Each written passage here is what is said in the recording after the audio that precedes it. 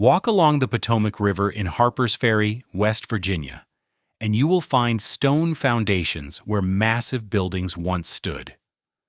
These are the remains of the United States Armory, the federal weapons factory that George Washington selected and ordered, built starting in 1799. At its peak, nearly 400 armorers worked these grounds, machining musket barrels and forging rifle locks for a young nation that could not stop expanding westward. John Brown tried to seize it. The Confederacy stripped it for parts, the Union burned what was left, and Congress never rebuilt it. The armory that was supposed to guarantee American independence became a monument to American self-destruction. As we uncover the full story of its dramatic rise and fiery fall, I want to hear from you. Which legendary company or forgotten factory should we investigate next? Drop your suggestions in the comments below. And if you love stories of industrial empires, brilliant innovations, and the fateful decisions that changed history, hit subscribe and turn on notifications so you don't miss what's coming. The story of the Harpers Ferry Armory begins with a man who understood weapons not as tools of war, but as instruments of national survival. George Washington had spent 8 years fighting the British with muskets that jammed, misfired, and arrived late from foreign suppliers who charged whatever they pleased. He had watched soldiers die because their powder was wet, their flints were cracked, and their guns were manufactured by contractors whose commitment to quality ended the moment payment cleared. By the time he became president, Washington had developed a conviction that bordered on obsession. The United States could not depend on foreign nations or private profiteers for the weapons it needed to defend itself. It needed its own armories, owned by the federal government. He's producing firearms to military specification under direct oversight. The idea was radical for the 1790s. America was a nation of farmers, merchants, and small craftsmen. The federal government barely existed in any meaningful industrial capacity. It collected taxes, delivered mail, and maintained a small, peacetime army. The notion that this same government should manufacture its own weapons struck many politicians as dangerous overreach. Private gunsmiths, who had supplied arms during the Revolution, lobbied fiercely against the plan. They argued that government manufacturing would destroy their livelihoods, produce inferior products, and concentrate dangerous power in federal hands. States' rights advocates saw the proposal as exactly the kind of centralized authority they had fought a revolution to escape. Washington pressed forward anyway. In 1794, Congress authorized the establishment of 2 national armories. The first would be built at Springfield, Massachusetts, where a federal arsenal already existed. The second would be located somewhere in the South, balancing the geographic politics that consumed every decision in the early republic. Washington personally selected the site for the Southern Armory. He knew the land well. As a young surveyor, he had traveled through the Blue Ridge Gap where the Potomac and Shenandoah rivers converge. The location offered everything an armory needed: 2 powerful rivers to drive machinery, iron ore deposits within reasonable distance, a natural transportation corridor connecting the coast to the Ohio Valley, and a position roughly midway between North and South. Why a geographic compromise for a nation already splitting along regional lines? Here's the thing about what Washington did not consider. The same river valley that made Harpers Ferry perfect for manufacturing made it catastrophic for defense. The town sat at the bottom of a steep gorge, surrounded on 3 sides by heights that any attacking force could occupy in hours. The rivers that powered the machinery also flooded regularly, destroying equipment and halting production for weeks. The beauty of the landscape was deceptive. It masked a vulnerability that would prove fatal. Construction began in 1799. The first superintendent was James Stubblefield, a local man with political connections but limited experience in manufacturing or military administration. His appointment set a pattern that would define and ultimately cripple the armory for its entire existence. Every superintendent who followed was chosen not for competence, but for political loyalty. Whichever party held the White House installed its own man at Harpers Ferry. Technical expertise was a bonus, not a requirement. Stubblefield ran the operation the way a plantation owner might run a farm. He hired local men, gave them tools and raw materials, and largely left them alone to produce weapons at their own pace. The armorers who came to work at Harpers Ferry were skilled craftsmen, men who had apprenticed for years learning to forge, file, and fit the dozens of components that made up a functioning musket. They brought with them the traditions of the craft guild. They set their own hours, worked at their own speed, farmed and drank whiskey at their benches. They considered themselves independent artisans, not factory workers. They answered to no one's clock but their own. The results were predictable. Production was slow, quality was inconsistent, and costs ran far above budget. Each weapon was essentially handmade, its parts filed and fitted individually, so that no component from one musket would work in another. If a soldier's trigger mechanism broke in the field, he could not replace it with a part from a damaged weapon. He needed a gunsmith to hand-fit a new piece, a process requiring hours, tools, and skills that frontline troops did not possess. This was the fundamental problem that would obsess American weapons manufacturers for the next half-century. The dream of interchangeable parts, these components machined so precisely that any trigger would fit any lock, any barrel would mate with any stock, had been articulated since the 1780s. Honoré Blanc in France had demonstrated the concept. Eli Whitney Sr. had promised it and largely failed to deliver. Thomas Jefferson had championed the idea after witnessing Blanc's demonstrations in Paris. Everyone agreed it was the future. Nobody could make it work at scale. The machines were too crude, the measuring instruments too imprecise, the metallurgy too variable. Every armorer who attempted true interchangeability discovered the same truth. The gap between theory and practice was measured in thousandths of an inch, and thousandths of an inch might as well have been miles. Picture this: a federal weapons factory perched in a river gorge, staffed by craftsmen who answered to no clock, managed by political appointees who answered to no standard, producing handmade muskets that couldn't share a single part between them. That was the Harpers Ferry Armory in its first 2 decades. It produced thousands of weapons. Model 1795 muskets, copies of the French Charleville pattern, rolled out of the shops along the Potomac and shipped to military depots. But each was a unique creation, born from individual hands that shaped its parts to fit each other, and nothing else. The armory was a factory in name only. In practice, it was a collection of workshops unified by geography, but divided by the stubbornness of men who believed the hand of a skilled armorer would always surpass any machine. That belief was about to be tested. The man who would challenge everything the Harpers Ferry armorers believed about their craft arrived in 1819. His name was John Hall, and he was not a gunsmith by training. He was a Maine-born inventor, largely self-taught, who had designed a breech-loading rifle that could be loaded from the rear of the barrel instead of the muzzle. The design was unconventional. The military establishment was skeptical. But Hall had something more valuable than credentials. He had a patent, a contract with the War Department, and an absolute conviction that he could manufacture his rifle with fully interchangeable parts. The War Department gave Hall a separate facility within the Harpers Ferry complex.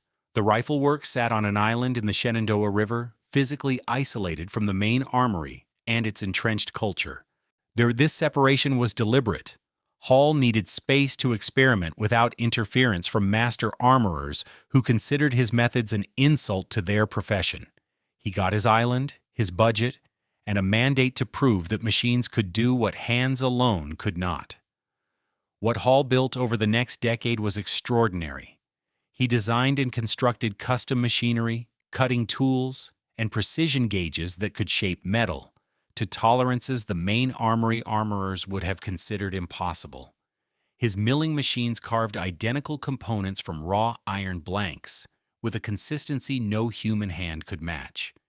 His inspection gauges detected variations of a few thousandths of an inch, catching defects that even experienced craftsmen would miss by eye and touch. He created jigs and fixtures that held each component in exactly the same position for every operation, removing the variability that made traditional gunsmithing an art rather than a science. By 1824, Hall was producing rifles with parts that could genuinely be swapped between weapons. A lock from one Hall rifle would fit any other Hall rifle. No filing, no fitting, no adjustment. This was not a theoretical achievement or a demonstration piece trick. It was real, repeatable, industrial-scale interchangeability, accomplished for the first time anywhere in the world. Here's the kicker. Revolutionary achievements don't always feel revolutionary to the people who witness them. The armorers at the main works watched Hall's operation with a mixture of contempt and alarm. Contempt because they believed machine-made parts would never match hand-fitted quality. Alarm because they understood, even if they wouldn't admit it, that interchangeability threatened everything they were. If machines could do what armorers did, then armorers were no longer indispensable. Their skills, their apprenticeships, their entire professional identity became obsolete overnight. The resistance was fierce. Senior armorers used political connections to challenge Hall's budgets, question his methods, and undermine his reputation in Washington. They argued his rifles cost too much, took too long, and produced inferior weapons. Some criticisms had merit. Hall's rifles were expensive. The custom machinery required constant maintenance. The per-unit cost exceeded a conventionally manufactured musket. But the critics missed the point entirely. Hall was not trying to produce a cheaper rifle. He was trying to prove a principle that would transform manufacturing itself. The conflict exposed a fault line running through the entire operation. On one side stood tradition. Skilled men who believed craftsmanship meant individual mastery, that a good weapon was born from good hands, that no machine could replicate human judgment and finesse. On the other side stood the future, mechanized production, standardized components, and a system where intelligence lived in the machinery rather than the worker. This was not merely a technical debate. It was a class war fought with filing jigs instead of muskets. The armorers understood that mechanization would degrade their status from artisans to operators. A man who spent 7 years learning to hand-file a lock plate was a craftsman, respected and well compensated. A man who fed blanks into a milling machine and pulled a lever was a laborer, replaceable and cheap. The armorers fought for their livelihoods, their dignity, and their understanding of what it meant to do skilled work. They fought the way workers always fight when technology threatens to make them obsolete. With every weapon they had, except the ones they manufactured. The labor culture at Harpers Ferry reinforced this resistance. Unlike Springfield Armory, where military discipline and New England work ethic created a relatively orderly operation, Harpers Ferry ran on customs and privileges the armorers considered their birthright, paid per finished component rather than by the hour. This gave them control over their own time. A fast worker could complete his quota by early afternoon and spend the rest of the day drinking. Whiskey was available inside the armory grounds. An armorer who didn't drink was considered strange. The piece rate system also meant armorers resisted any change to their workflow, new machinery, new procedures, new quality standards. Anything that slowed output reduced income. Management attempts to impose standardization were met with collective resistance that stopped just short of formal organization. The armorers didn't need a union. They had something more effective. A shared culture of independence so deeply rooted that no superintendent could uproot it without a fight that would reach all the way to Washington. Picture this: a federal weapons factory where workers set their own hours, ignored directives they disagreed with, and used political connections to get superintendents fired when discipline was attempted. It sounds like chaos. It was. But it was also a system that produced thousands of functional weapons every year, staffed by men who knew their craft with an intimacy no training manual could replicate. The tension between what the armory was and what it needed to become would define its entire existence. By the 1830s, production had grown substantially. The armory turned out thousands of muskets annually, alongside Hall's rifles from the Shenandoah works. The town expanded in tandem. Boarding houses, taverns, churches, and shops clustered along narrow streets between the rivers and the cliffs. And children grew up knowing that a position at the armory awaited them when they came of age, passed down like an inheritance. The armory was not just an employer. It was the economic foundation, social structure, and identity of the entire community. But the institution was falling behind. Springfield, under more disciplined management, was pulling ahead in efficiency, quality, and innovation. The gap widened every year. Harpers Ferry clung to methods outdated by a generation, protected by armorers who saw change as existential threat and superintendents who lacked either authority or courage to force modernization. The stage was set for a confrontation that would consume the armory for decades. Tradition versus mechanization. Craftsmen versus machines. The past versus the future. And underneath it all, a geographic vulnerability that no amount of engineering could fix. A weapons factory sitting in a river valley surrounded by mountains, waiting for the day someone would realize it was the easiest strategic target in America. To understand what the Harpers Ferry Armory became at its peak, you have to understand what it sounded like. The noise was the first thing visitors reported, and the last thing workers forgot. Trip hammers driven by water wheels pounded iron billets into flat bars with a rhythmic concussion that shook the ground beneath your feet. Boring mills screamed as hardened steel bits carved through musket barrel blanks, sending spirals of hot metal onto stone floors. Grindstones spun at high speed, throwing sparks in bright arcs as armorers pressed barrel surfaces against the wheels. The filing shops produced a constant metallic rasp, hundreds of hand files working simultaneously on lock plates, trigger guards, and mounting hardware. And underneath all of it, the roar of water. The Potomac and Shenandoah drove massive wooden water wheels that powered the entire operation through networks of shafts, belts, and gears. When the rivers ran high, the machinery ran fast. When they flooded, everything stopped. The physical layout stretched along both riverbanks in a series of stone and brick buildings that had grown organically over decades.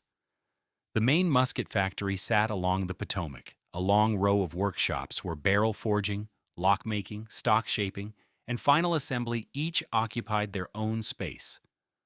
Across the Shenandoah, on Virginius Island, additional workshops handled specialized operations. The proof house stood apart from everything else, for obvious reasons.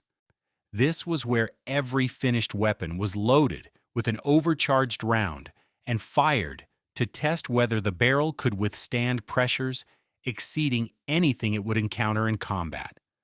A barrel that survived was stamped and passed. A barrel that failed exploded, sometimes taking pieces of the proof house wall with it. Workers in the proof house earned their wages in the most literal sense. By the 1840s, the armory was producing the Model 1842 musket, the last smoothbore manufactured for the United States military, and the first American military weapon produced with fully interchangeable parts across both national armories. Let that sink in. The same components manufactured at Harpers Ferry could be fitted into muskets produced at Springfield, 300 miles north, without modification. John Hall's vision. which the traditional armorers had fought for 2 decades, had finally been realized. Not in Hall's rifles, but in the standard infantry musket. Hall himself had died in 1841, just before the vindication of everything he built. The irony was bitter. The armorers who had resisted interchangeability the longest were now producing weapons that embodied it. The custom machinery, the precision gauges, the jigs and fixtures Hall had pioneered on his island had been adapted, improved, and integrated into the main works. The craft tradition hadn't vanished entirely.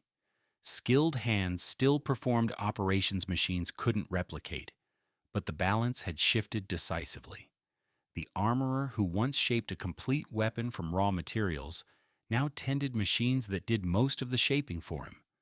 Production numbers climbed steadily. In peak years, the armory turned out over 10,000 muskets, employing roughly 400 armorers plus support staff. The workforce was overwhelmingly local, supplemented by Irish and German immigrants who arrived in the 1840s and 50s looking for steady pay. A skilled armorer earned enough to own a home, feed a family, and maintain modest respectability in a community where the armory was the only economy that mattered. Here's the thing about the management problems that had plagued the armory since its founding. They had never been solved. They had merely been institutionalized. Every new presidential administration brought a new superintendent, a political appointee whose qualifications ran the spectrum from competent to catastrophic. Some understood manufacturing, most did not. See, the superintendent's office was a patronage reward, handed to men who had delivered votes or raised money. Technical knowledge was irrelevant. Loyalty was everything. The consequences were devastating and cumulative. A superintendent who served 2 years barely had time to understand the operation before the next administration's man replaced him. Long-term planning was impossible when your tenure depended on the next election. Investment in machinery was deferred because the current superintendent wouldn't be around to take credit. Quality standards fluctuated with every leadership change. Workers quickly learned that real power didn't reside in the superintendent's office. It resided in Washington, and the armorers knew how to work Washington better than any appointed manager ever could. The clock controversy of the 1840s crystallized everything wrong with the system. A reform-minded superintendent attempted to install time clocks in the workshops, requiring armorers to record arrival and departure times. At Springfield, time clocks were standard practice. At Harpers Ferry, they were an act of war. The armorers had worked piece rate for decades, controlling their own schedules, arriving when they chose, leaving when their quota was done. A time clock meant surveillance. It meant management could track exactly how many hours each man worked and whether he was spending company time in the tavern across the street. The armorers didn't just protest. They organized. They wrote letters to congressmen, petitioned the Secretary of War, and leveraged every political connection cultivated over generations. The dispute consumed months of administrative energy that should have improved production. The superintendent who proposed the clocks was eventually transferred, replaced by someone more accommodating who understood that fighting the armorers was a battle no superintendent could win. Picture this: the most important weapons factory in the United States, producing firearms that soldiers would carry from the Seminole Wars to the Mexican-American War, run by workers who refused to be timed, managers who served at politicians' pleasure, and a political system that treated industrial management as a reward for party loyalty. Springfield Armory, operating under the same federal authority, but with a workforce that accepted mechanization and discipline, was pulling ahead in every measurable category. The gap was not resources or geography. It was culture. Springfield embraced the future. Harpers Ferry fought it with every breath. And yet the weapons kept coming. Model after model rolled off the line. The Model 1842 gave way to the Model 1855 rifle musket, a percussion cap weapon with a rifled barrel that dramatically improved accuracy and range. The armorers grumbled about changes, complained about new machinery, dragged their feet on every innovation, but they built the weapons. They built them well enough to arm a growing nation, well enough to equip the soldiers who fought in Mexico, well enough to stock the arsenals dotting the frontier from the Mississippi to the Pacific. The problem was never the individual weapon. A musket finished by a Harpers Ferry armorer was a solid, serviceable firearm. The problem was systemic. The armory could not modernize because the workforce wouldn't allow it. The workforce wouldn't allow it because the political system protected their resistance. The political system protected them because armorers delivered votes, influence, and stability in a region where the federal presence was both resented and depended upon. Every element reinforced every other element. The system was locked by its own internal logic. No superintendent, no secretary of war, no president could break the cycle without consequences they were unwilling to accept. By the late 1850s, the armory had reached a strange equilibrium, productive enough to avoid closure, dysfunctional enough to resist reform, strategically important enough that nobody in Washington would risk forcing real change. The town had grown to roughly 3,000 residents, most connected to the armory. The armorers owned homes, attended churches, sent children to school, and voted in elections that determined who managed their workplace. It was a self-sustaining system built on federal money, local politics, and stubborn conviction that things had always been done this way and always would be. They were wrong. The reckoning was coming, and it would arrive not from Washington, but from a farmhouse in Maryland, carried by a man with a Bible in one hand and a Sharps carbine in the other.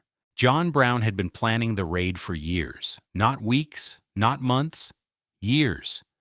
He had rented a farmhouse across the Potomac in Maryland under a false name, stockpiled weapons shipped in crates marked as mining equipment, recruited a small band of followers who believed as he did that slavery would only end through violence, and studied the terrain around Harpers Ferry with the patience of a man who had already decided he was willing to die. Brown was 59 years old in the autumn of 1859. He had spent most of his adult life failing at business and succeeding at moral outrage. He had killed pro-slavery settlers in Kansas with broadswords. He had helped fugitive slaves escape to Canada. He had cultivated relationships with wealthy abolitionists who funded his activities while maintaining enough distance to deny involvement when things went wrong. Things were about to go very wrong. The plan was straightforward in concept and suicidal in execution. Brown would seize the federal armory and arsenal at Harpers Ferry, capture the thousands of finished weapons stored there, distribute them to enslaved people in the surrounding countryside, and spark an armed uprising that would spread across the South. The Blue Ridge Mountains would serve as a natural fortress for guerrilla operations. Slavery would collapse under the weight of armed resistance.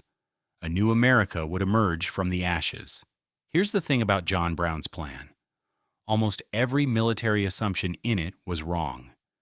The enslaved population in the immediate area was relatively small. The mountains he envisioned as a stronghold were also a trap, limiting escape routes and channeling pursuers directly toward his position.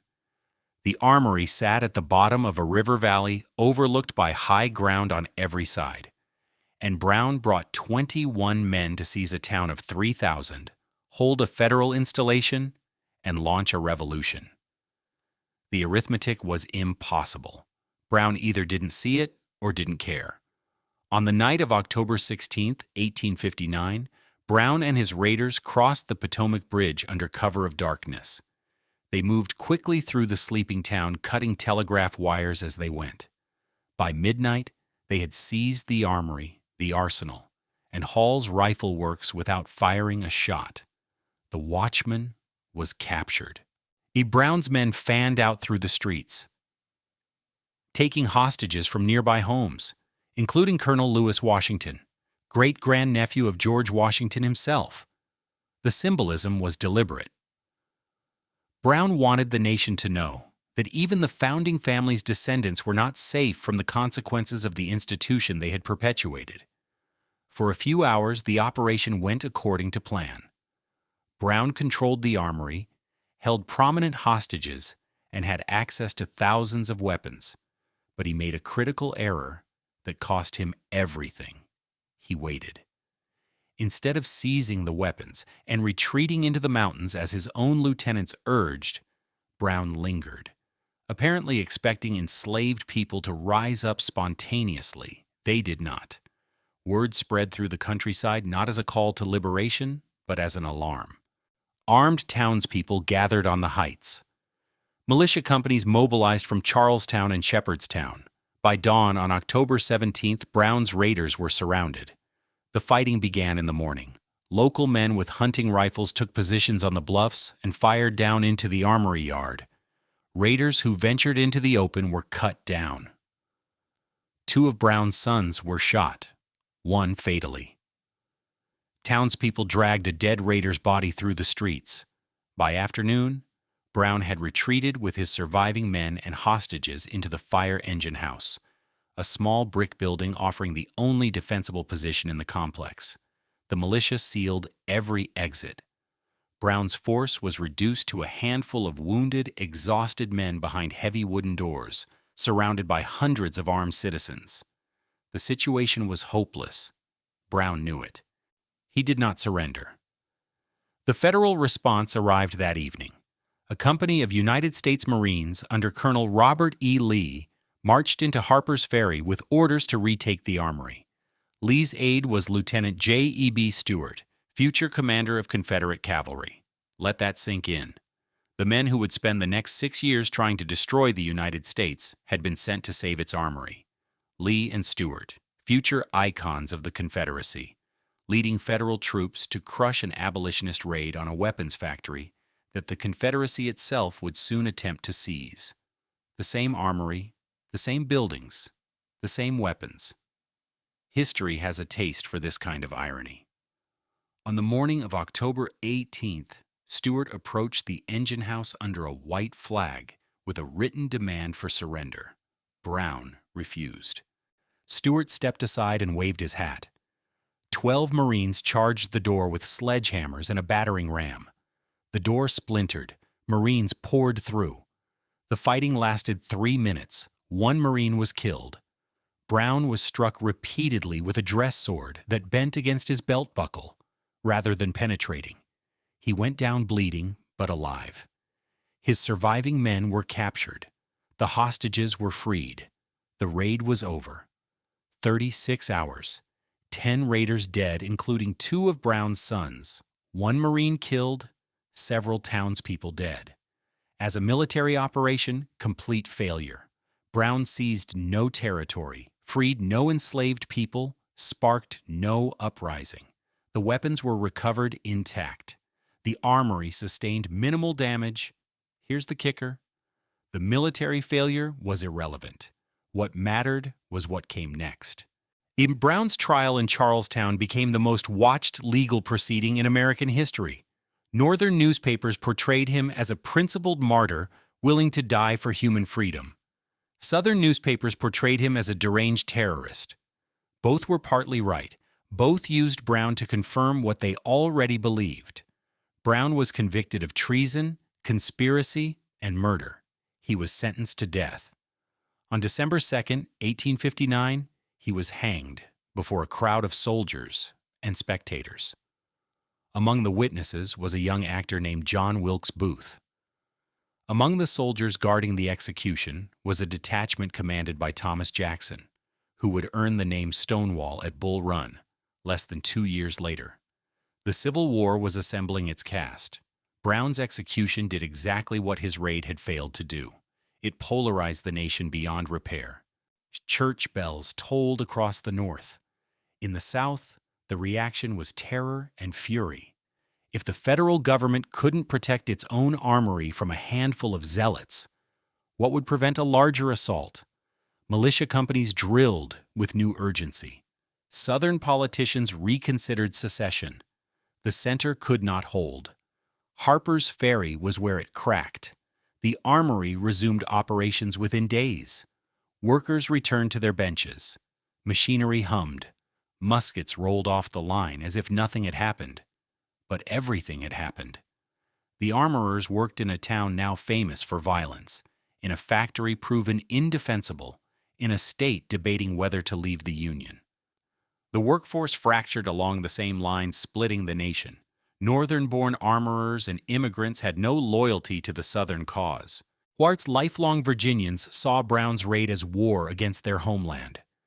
Conversations grew careful, then hostile, then silent.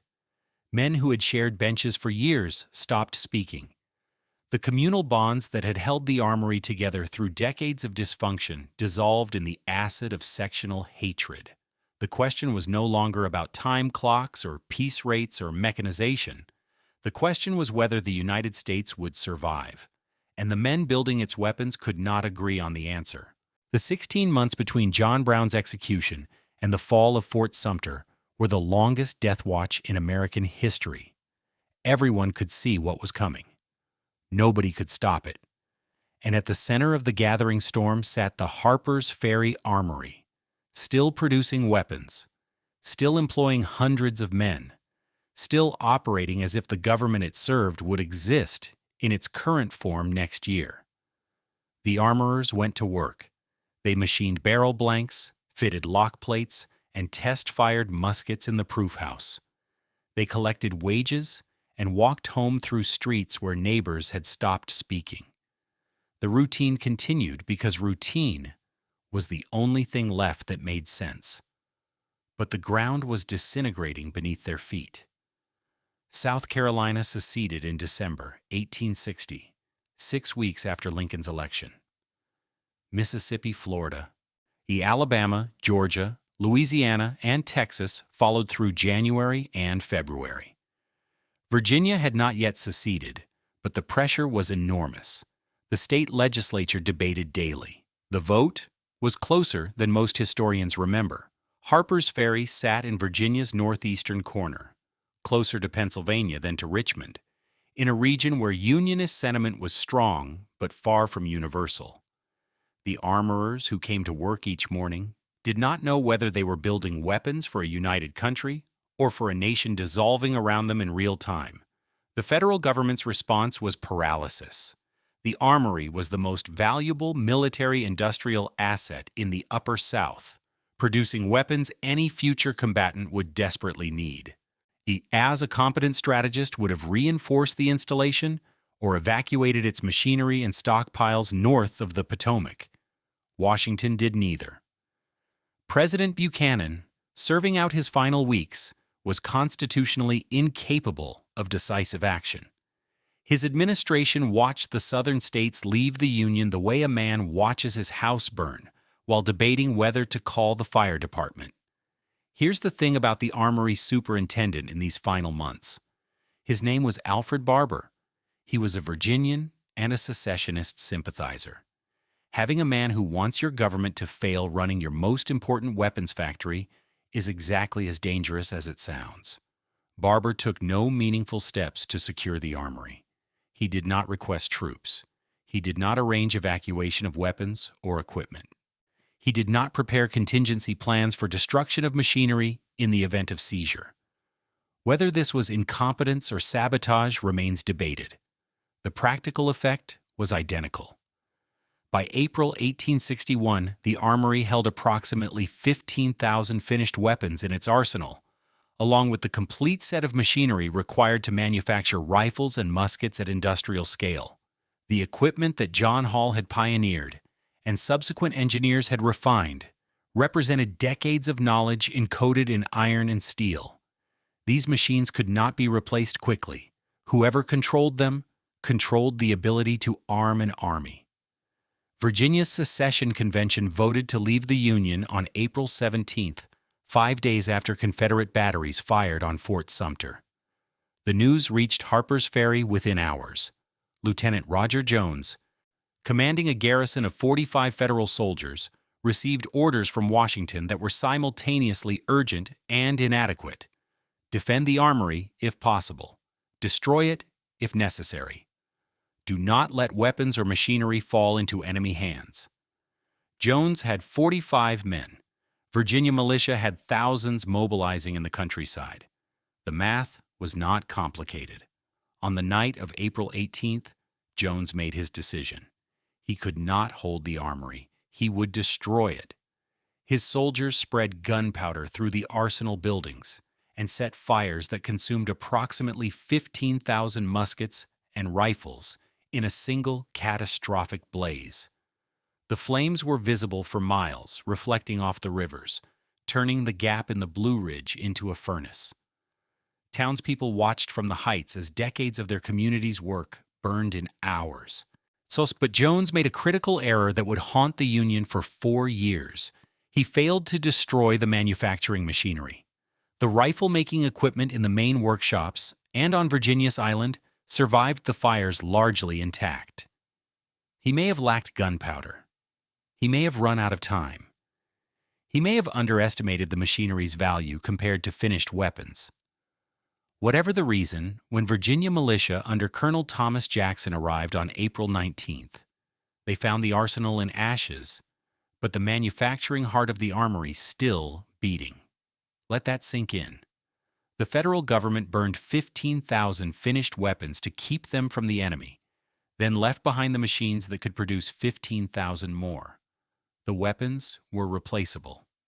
The machinery was not. Jackson immediately recognized what he had captured. He organized the systematic dismantling of the manufacturing equipment. Over the following weeks, Confederate engineers carefully disassembled the machinery, packed it onto wagons and railroad cars, and shipped it south. The bulk went to Richmond, where it was installed in the Richmond Armory and used to produce Confederate rifles for the duration of the war. A second shipment went to the Fayetteville Armory in North Carolina. Picture this: the machines that George Washington envisioned, that John Hall perfected, that generations of armorers had operated and maintained and cursed and depended upon, were now producing weapons for an army dedicated to destroying the nation that built them. The rifles Confederate soldiers carried at Shiloh, at Antietam, at Gettysburg, were manufactured on equipment captured from the armory that was supposed to guarantee the Union's independence. Every Confederate rifle produced on Harpers Ferry machinery was a weapon the Union could not produce on that same machinery. The loss was doubled. The irony was not poetic. It was strategic. The armorers scattered like iron filings released from a magnet. Some went south with the machinery, following the only trade they knew to Richmond and Fayetteville.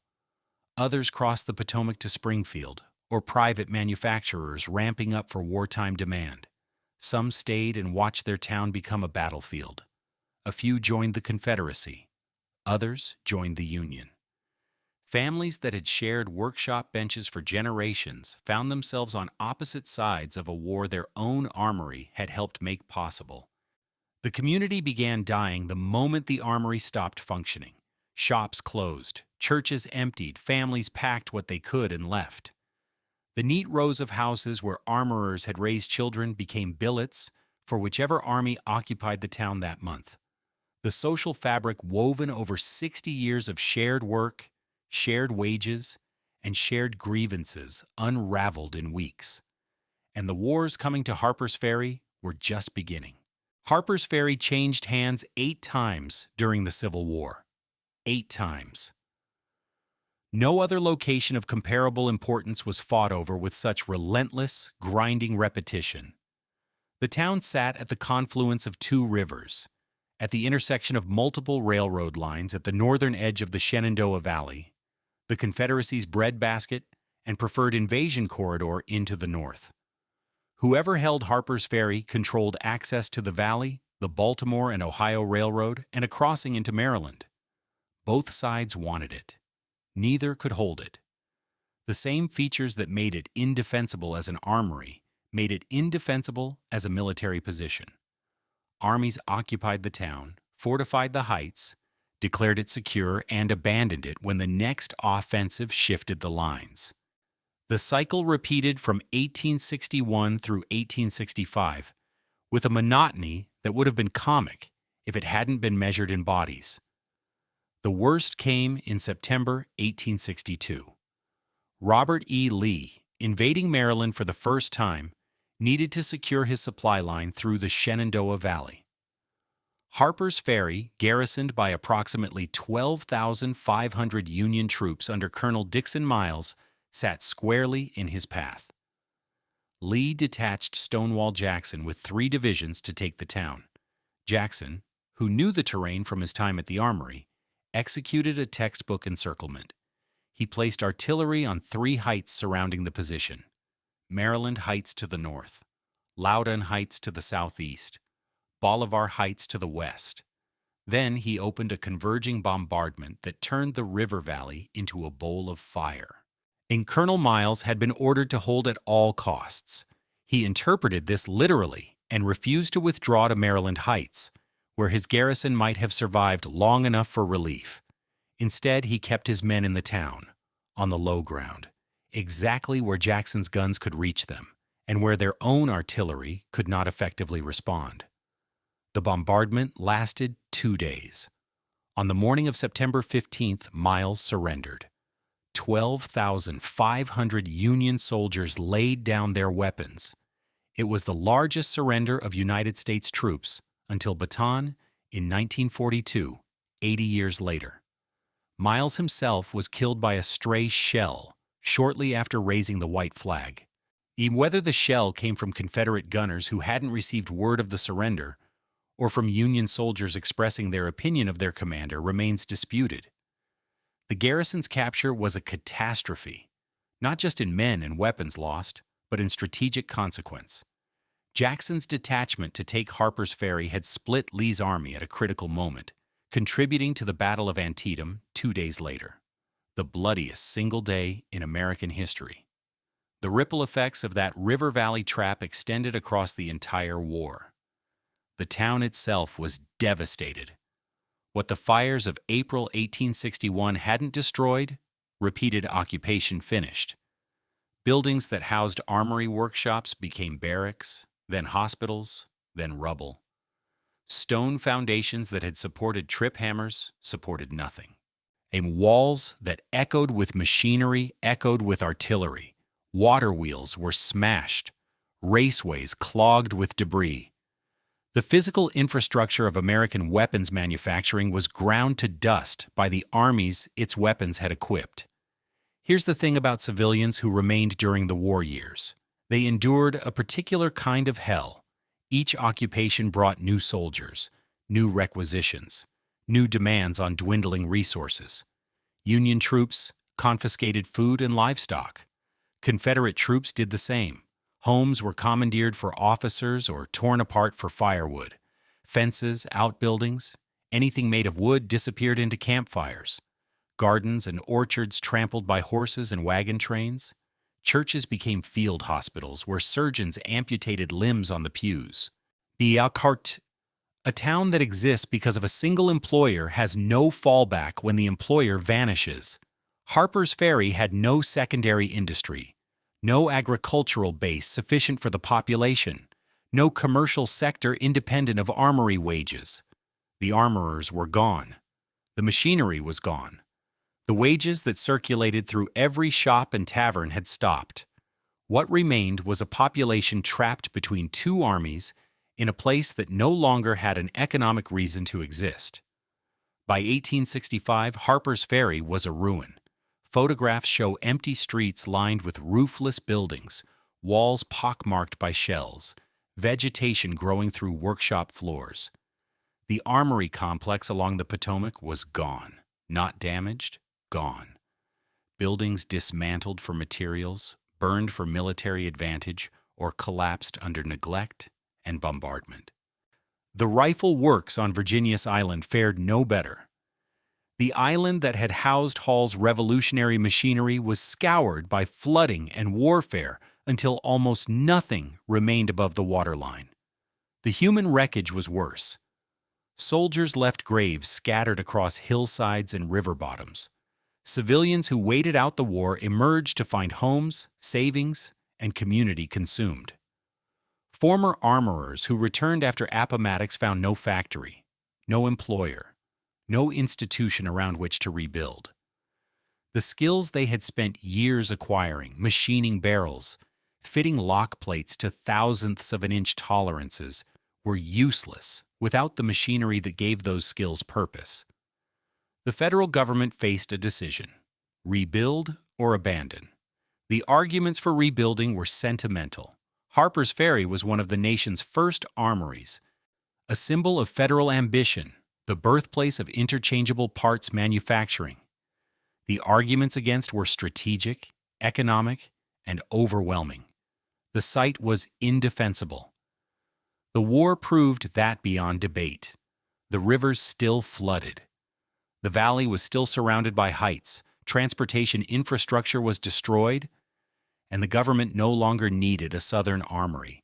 Springfield handled peacetime production. Private contractors could handle surges. Congress debated. The answer was no. The Harpers Ferry Armory would not be rebuilt. The land transferred to other uses. The machinery was gone, shipped south, and now destroyed or scattered. The workers dispersed, the buildings rubble. The 60-year experiment in federal weapons manufacturing at the confluence of the Potomac and Shenandoah was over. The decision was strategically sound. It was also a death sentence for the community. Without the armory, Harpers Ferry had no anchor, no large employer, no reason for thousands of people to keep living in a narrow valley with limited potential and ruined infrastructure. Population declined steadily. Young people left for cities.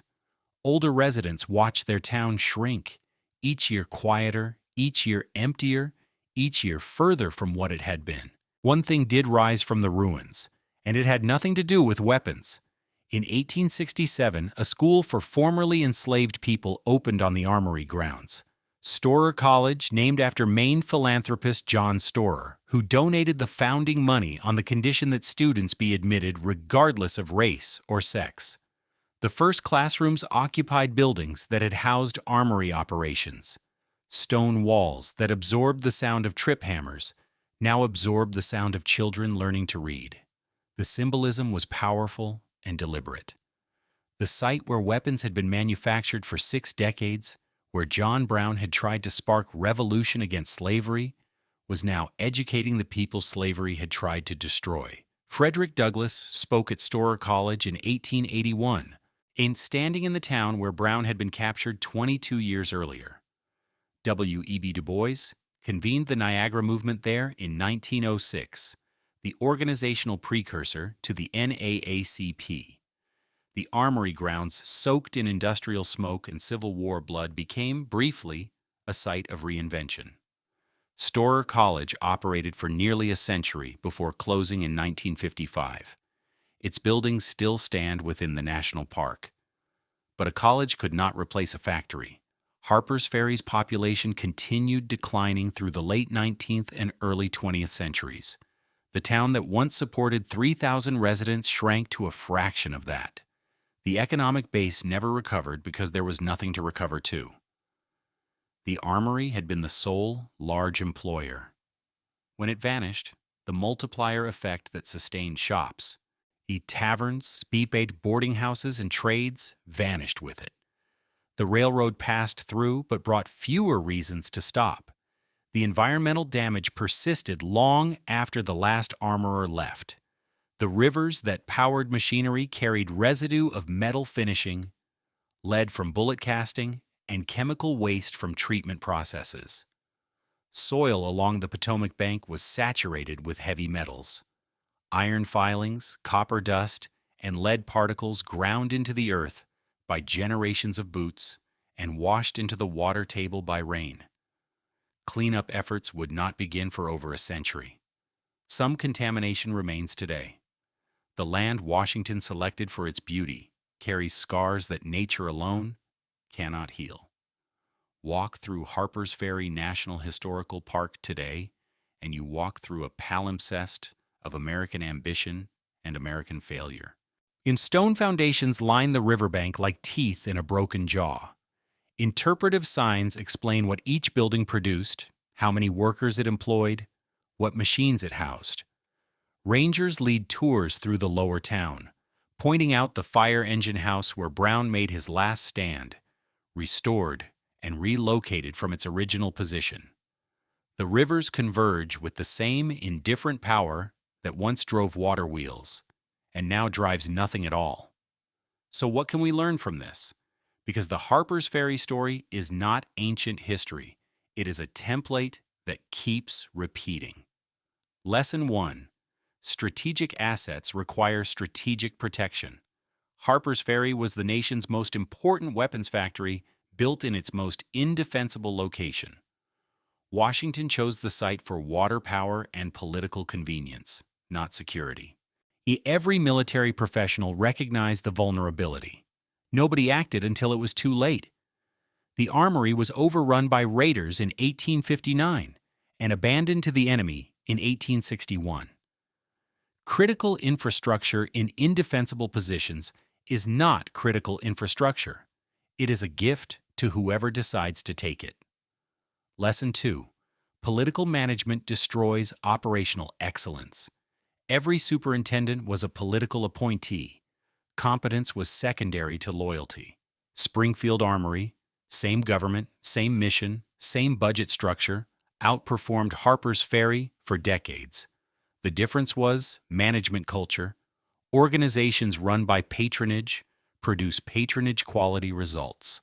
Lesson 3. Institutional culture resists change until change destroys the institution.